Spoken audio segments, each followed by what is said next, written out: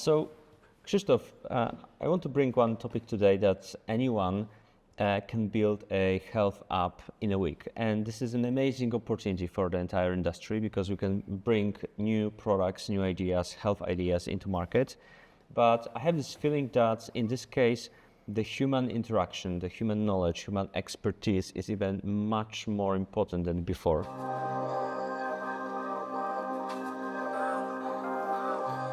Yeah, I think this is, amazing development, and in some way, I think it's dangerous, right? That you can build an app in a minute.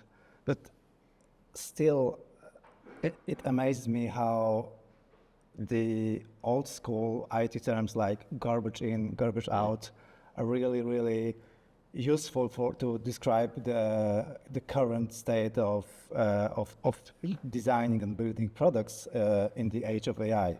So of course you can do it, but the output will be something that is really not useful for the user base because you haven't conducted any user experience research. And the way it looks, the screens, the views will not be adapted to your user personas. Mm-hmm. So as you know, most AI generators are using material design or Apple human interface guidelines or Tailwind classes and so on. And it's very, very distinct visual language that for certain it's not suitable for the old users, for the older ones, for the adults and so on. So what is, I'm thinking about this, all of the AI generated UI patterns that are very universal, very, they need to cover a lot of different products, a lot of different ideas, not only health tech.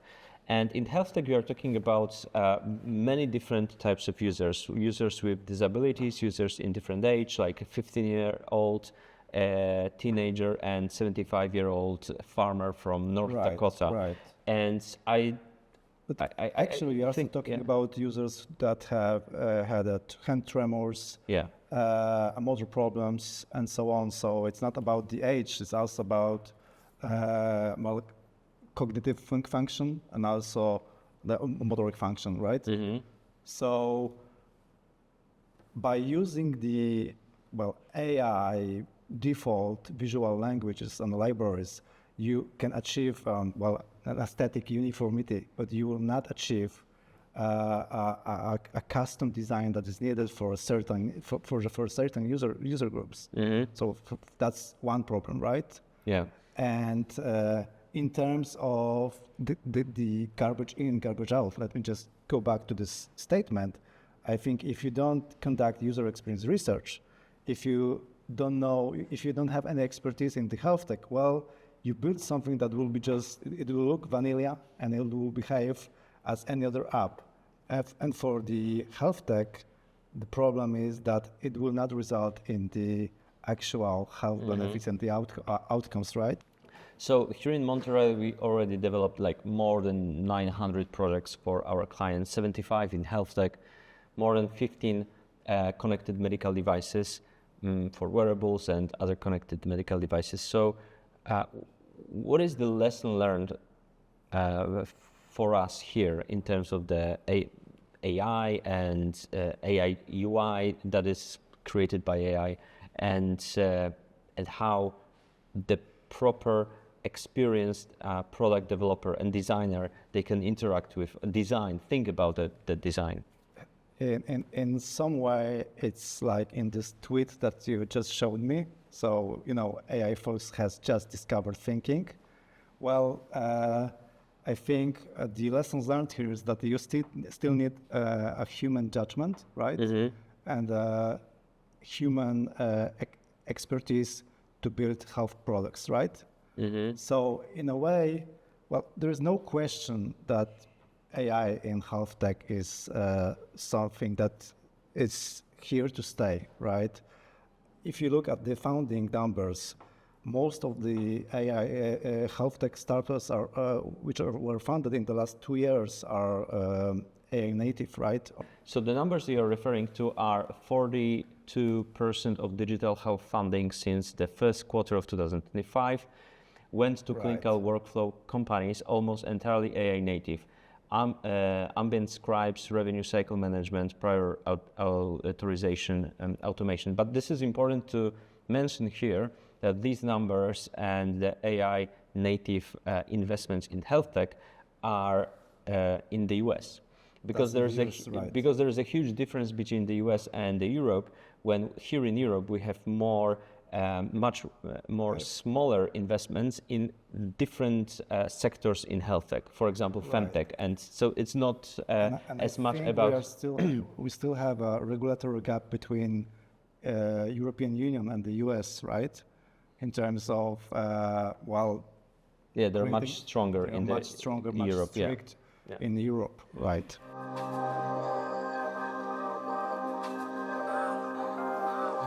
So just to paint a picture of where we at with AI in the health tech industry. So AI native startups are really, they are getting funded. Most of the startups that were funded in the last 2 years are AI native or AI enabled startups. But at the same time, in terms of the actual user experience work, AI is more of a multiplier.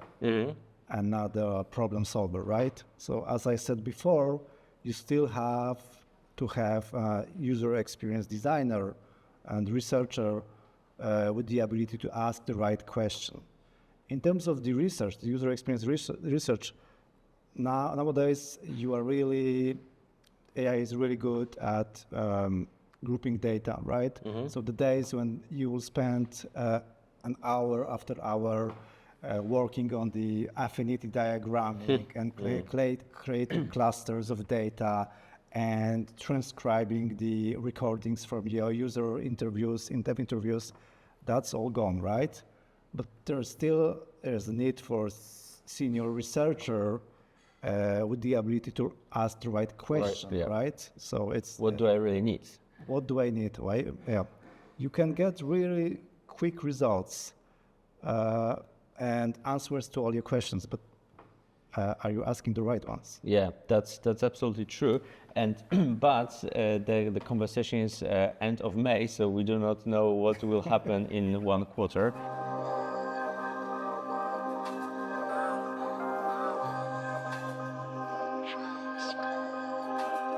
But I think if the company or the team is moving fast with AI tools, but the product still isn't working for the actual user, there is no health outcome, that's usually not a tooling problem. That's domain knowledge problem, and it's super important to have someone in the team experience who know how to ask the right questions, as you just said, to give the proper frames into the AI and to get the best results possible. Yeah, that's correct. And also I think this is where the difference between designing for the health tech and designing for every other industry lies. So, for example, we are very accustomed to user experience buzzwords like a seamless experience, right? And no friction. But if you look at the health tech products, let's say devices, right? And as you know, device in the health tech world, it can be software, right? Software can be medical device, yeah. Yes, medical device. So this is the world, and this is the industry where creating a friction in the product is actually, in some cases, in some use cases, it's needed. So as you know, there is a revolution going in the telehealth industry because of the Ozempic. And the way you were using the telehealth applications like 2 years ago, 3 years ago, it was just once a month, you will just get your prescription and you are good to go, right? And now, if you are using the same telehealth platforms to get your, a drug that was designed to treat diabetes, you need to have a friction built into user experience. You need to go back to the app. You have to diagnose your you have to write down your symptoms. You have to maybe take an appointment with the doctor, and in that way, the friction is helping you achieve Your right goals, yeah. outcomes, like medical outcomes, right? Yeah.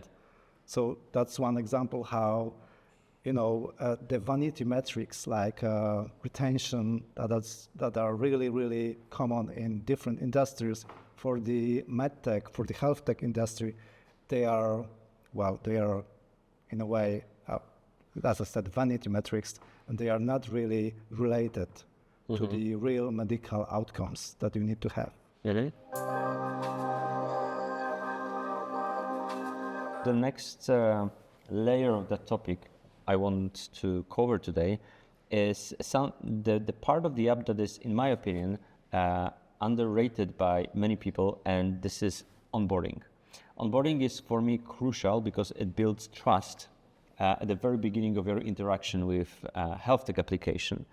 And in my career, I saw way too many applications that you open the app, they ask you like 30 questions, age, gender, how tall you are, and sometimes very intimate questions.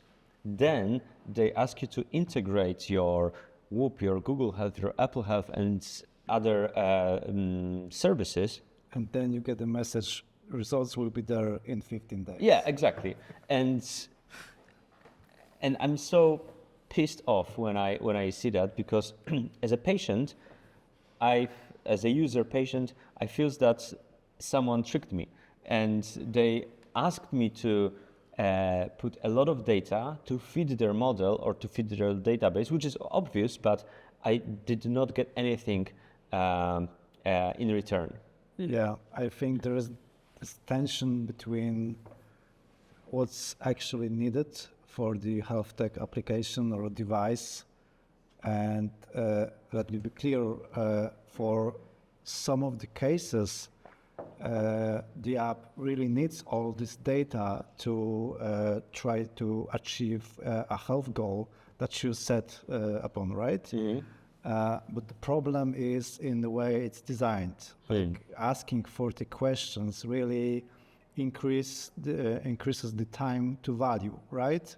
You're just waiting. You are disclosing a lot of sensitive information without any value from the product, from the app, right? So I think there is this user experience pattern, and I think it's been around for a long time. It's called progressive disclosure, and I think this is the way to when there is a possibility to do that, to design. So this is the way to design the onboarding experience, right? For not only for the health products, but I think for most of the onboarding cases. It's also important to think about all of that and all of the things you mentioned in the previous part of our conversation, because here we are dealing with the health outcome. And I always tell, even like last week, I had a call with one of our clients, and I told them that every time when the user is opening your app, they need to see some kind of the health outcome for them. We don't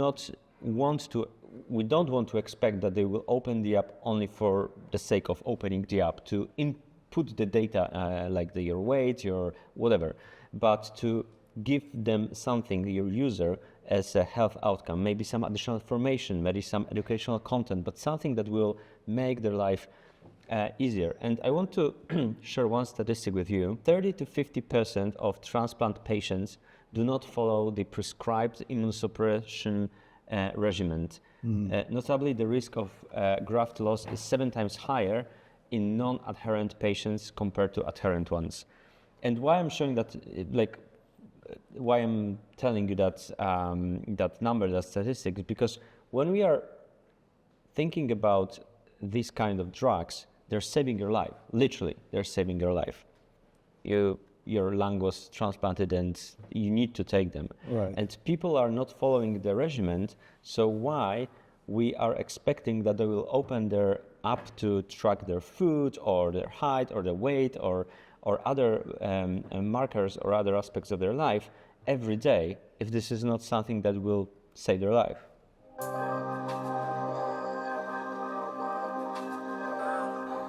There's one case which is very interesting, and I'm really proud of that case study we have in our portfolio.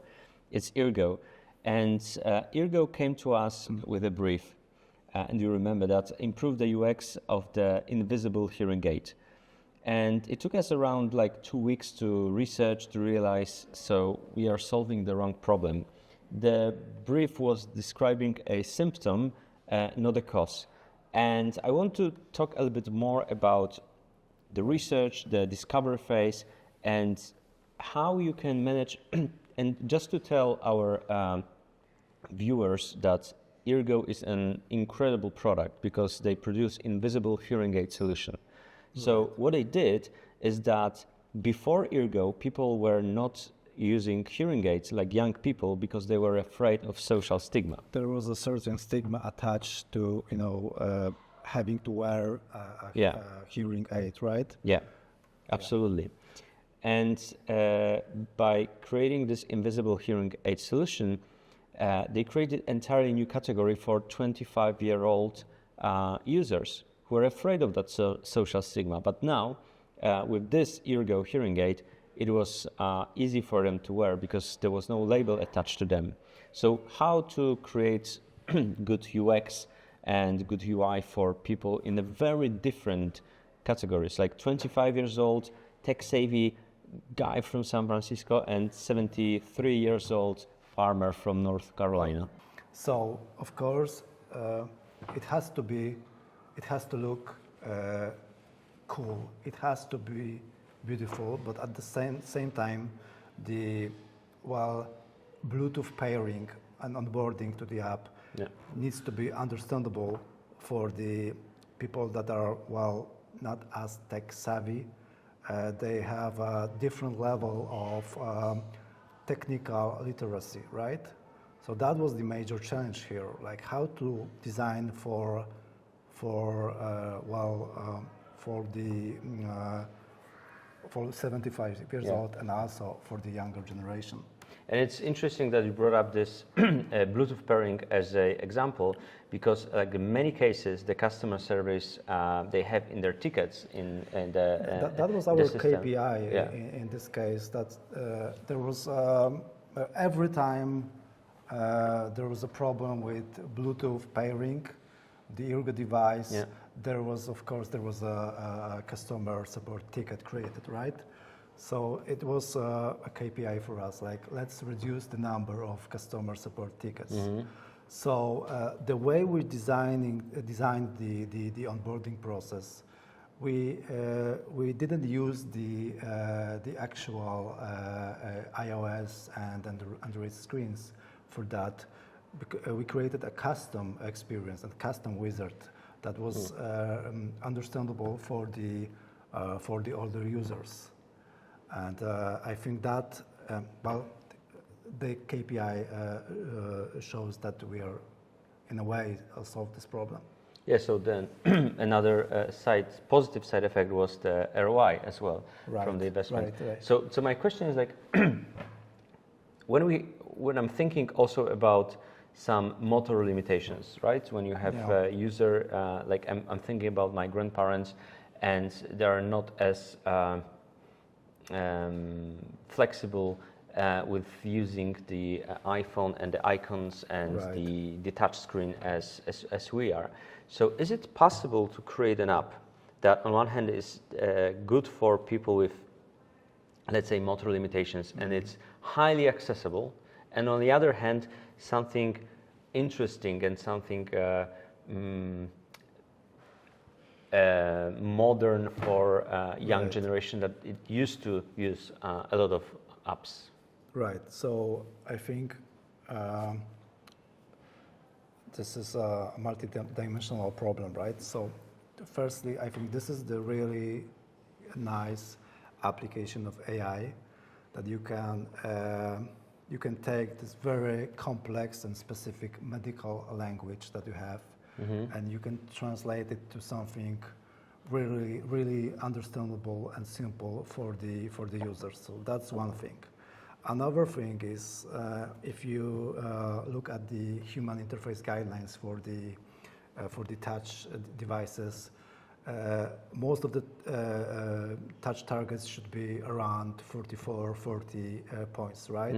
For the HealthTech, I think we should design with the 60 point in mind, right? So much larger tap targets. But I think one of the best way to do it is to lean more on the voice interfaces, as there is no barrier of entry, or the barrier of entry is much lower than with the touch interfaces for the older users. Another thing that I wanted to ask you is, can you replace interviews with different age groups, with different users, with AI?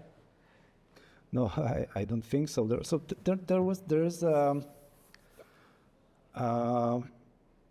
I think there are experiments with creating synthetic users that can be, in a way, as stand-ins for the real user interviews.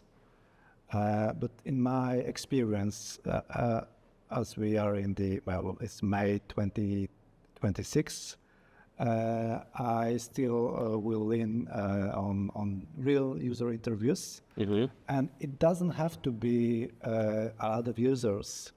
What's important is that you interview and talk to users that are diverse.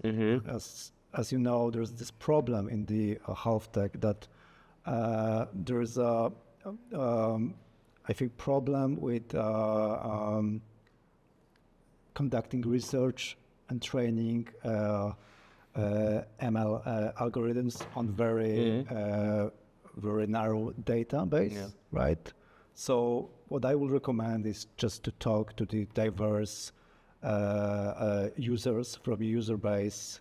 Doesn't have to be 30 user interviews, just do 5 to 7, and it will be better than just to talk to Claude and any other LLM. The other thing is that we discussed the physical aspect of the user, but there are also other areas we need to take under consideration. I want to share with you one story that was quite unexpected and quite interesting. It was in 2018. I was at a conference in the United States, and one of the investors asked me, there was the wall and the Elvie Kegel trainer behind me printed on that wall. And someone asked me, is it like a Fitbit to measure steps? It was 2018, so the Fitbit was pretty popular back then. But I said, no, this is a Kegel trainer device that you use inside the women's vagina to measure how the strength of her muscle. And he started blushing, like he was like literally red on his face, and he said that because you said the V word. Yeah, I said the V word, and he said you cannot use that word as it's not politically correct here in California. It was 2018. Now it's a little bit different. So that's the first story. The second story is that when we started selling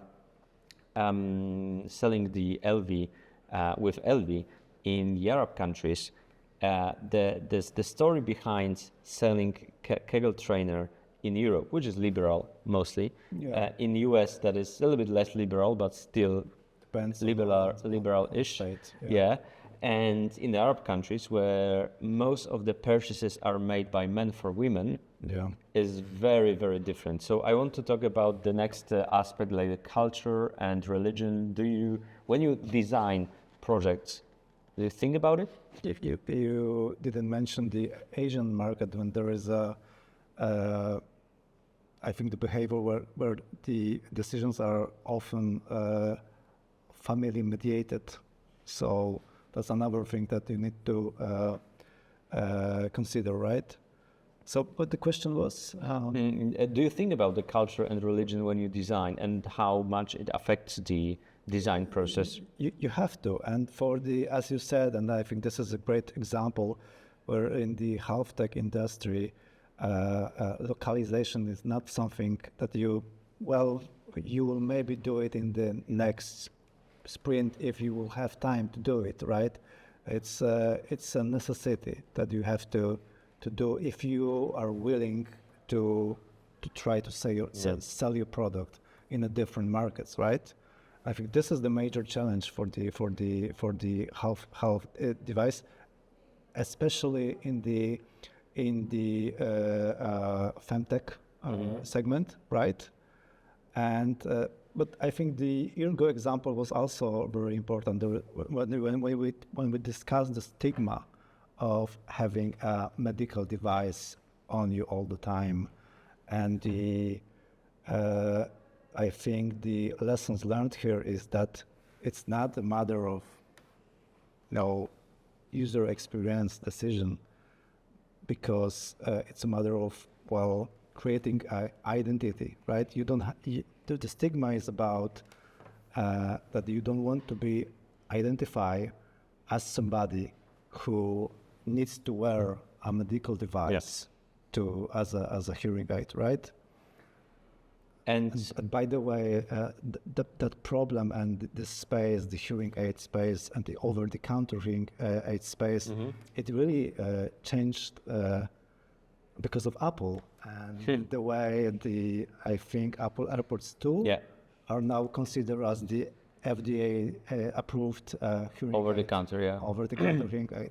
Yeah, that changed the market entirely. But speaking about Eargo, there's another layer of that. I just researched that 68 million of Americans speak a language other than English at home. Yeah, but like a huge number, and 30 million have limited English proficiency. And which is important is that the Plain Writing Act of 2010, signed by Obama in October, requires to create copy in official federal documentation that is easily understandable by the society, the population. Yeah. And the copy is another interesting layer in UX and UI. Maybe it's not a part of UX, but a part of UI that... It is a part of the user experience, of course. Yeah. It's the way you design the communication layer of your product. But you said about the custom screens in Eargo.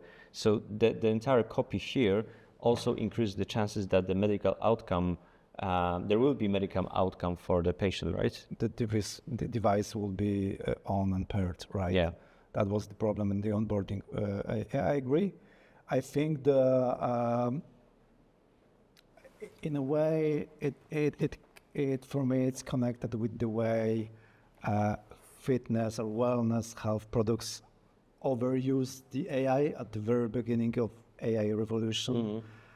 I think right now users are really sick of AI theater, right? And you have to build an app that it's signaling a trust, and there is especially when there is a health goal in mind or medical outcome in the context of the use, it has to be a way to communicate that there is a human behind the screen, right? Yeah. And there's a layer of trust, and when you're onboarded to this product and you're sharing all this sensitive data, there will be a real outcome out of it, right? I want to talk to you about how invisible AI and health products should be for the end user. And here I want to mention one of our clients, Camino Robotics. Yeah. Camino is the first smart walker, an intelligent electric-powered mobility device that boosts brakes, inspires, detects, and a whole lot of other magical things that help keep you moving so you can keep doing what you love. Are you working for them? Yeah, this is the claim from the website, but which is amazing in this smart walker is that It is built two cameras pointing into users' legs to analyze the movement, to analyze the progress or the regress in the therapy, and send it to the doctor, to the medical professional. It's invisible for the end user. There's no mobile app for the end user, right? No. Yeah. So that's a really nice example of, invisible tech. By the way, another really old term, right? There was, I think in the 90s, there was this term calm technology. Mm-hmm. And I think this is the real example of when we discuss the voice interfaces and design that can break barriers between the user and the device. I think the Camino Smoke Walker is really a nice example, because for the end user, you have a walker. There's a lot of tech in it that reacts and adapts to the way you're walking, but there is no in-your-face technology. It's frictionless. Frictionless, and basically it's invisible for the user. Now, at the same time, there is a lot of signals gathered by the device, and that can be analyzed by your physician, right, and by your doctor. So I think this is a really nice example. I remember the beginning of our cooperation with Camino when, of course, there was like a plethora of different ideas on how to create a mobile app and what it should do and how we should design the mobile app and the mobile app, etc., etc. And then we had a couple of interviews with end users, and no one really needed the mobile app for the smart walker. They needed something else. I remember that they needed a seat.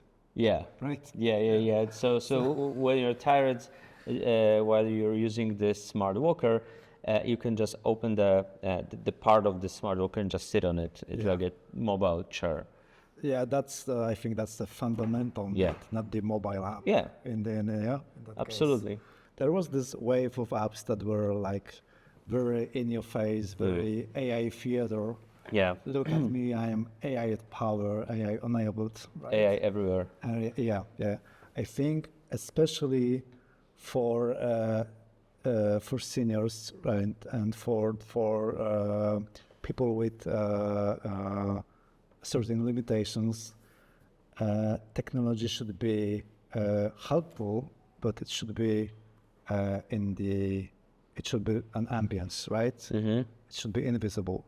It's there, it's helping you, but you don't have to interact with the most common touch points of technology, which are, the mobile app, the laptop, or any other device with the touch interface. Because the technology should serve you, not the other way, right? Right. And when there is a need to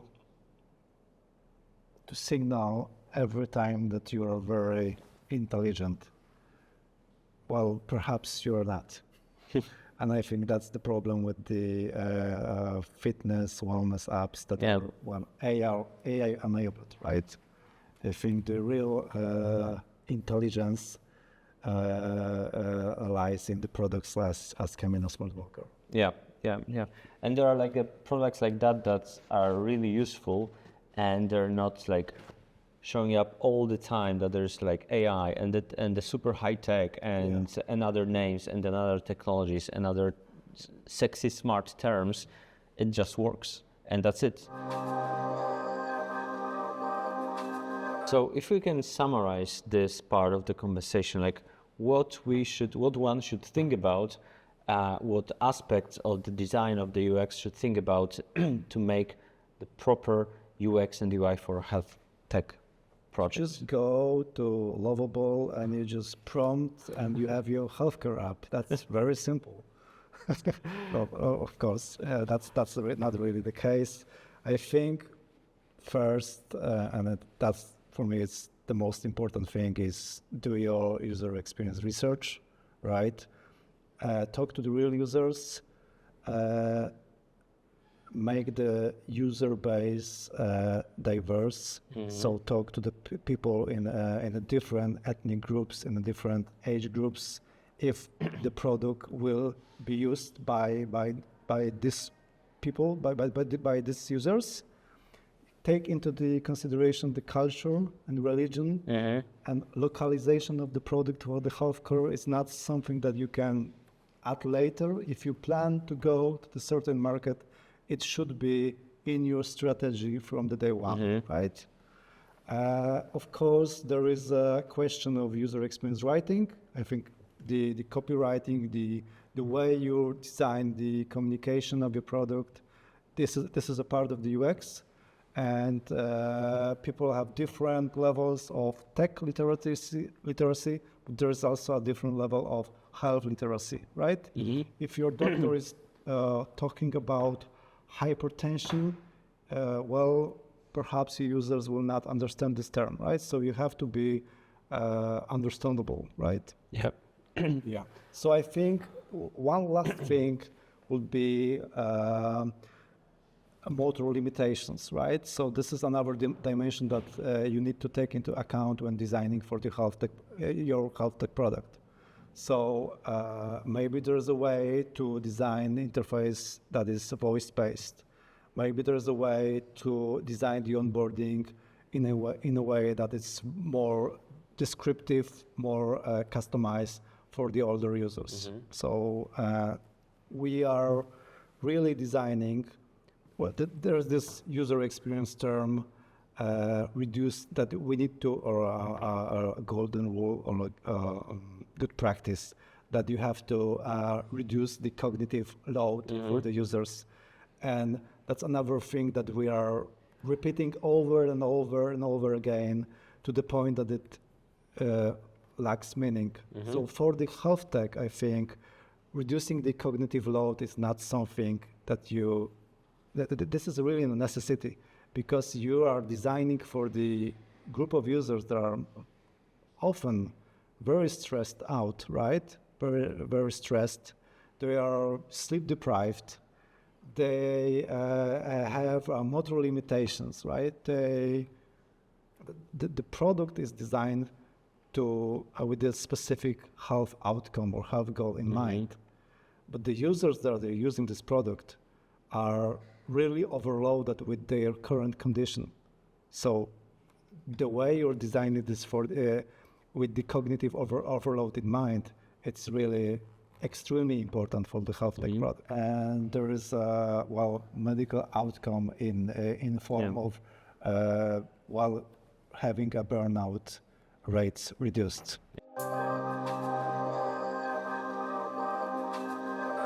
So I'm wondering how we can end our conversation today. What is the... Well, it has to be about AI. Right? Yeah, absolutely. What is the one sentence or one last thought that our viewers should remember about UX, UI, and HealthTech products? What is your recommendation as a super experienced product designer?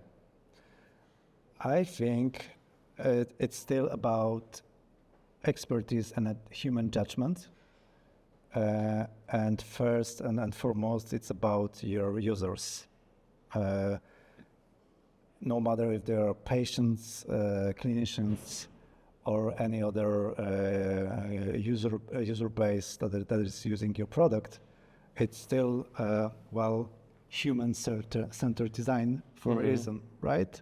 And well, not to sound like an Apple commercial, I would say the most important thing is to have an empathy to your user and being mindful to who is using your product. Thank you for the conversation. Thank you so much.